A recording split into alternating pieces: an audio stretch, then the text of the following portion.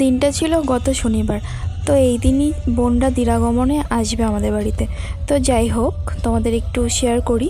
ভাইয়ের বাড়ির হয়তো কোনো নিয়ম আছে যার জন্য ওদের দুপুর 12টার মধ্যে বাড়ির থেকে বেরিয়ে যেতে হবে।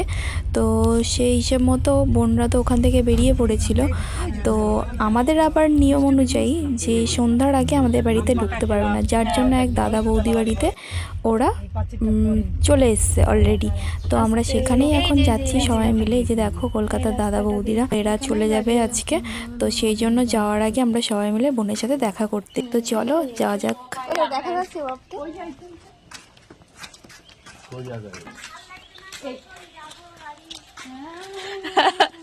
আমরাই চলে আসলাম তোর সাথে দেখা করতে।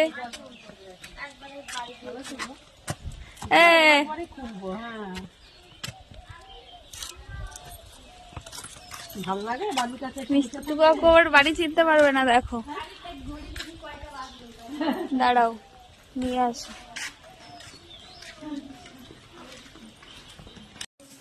ভালো থাকিস, ঠাকুরের প্রতি আরো মনোযোগ হও বাবা তোমরা।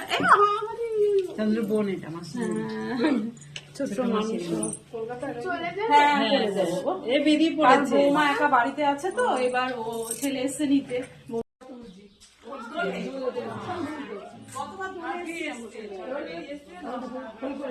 ফোন নাম্বার আছে না?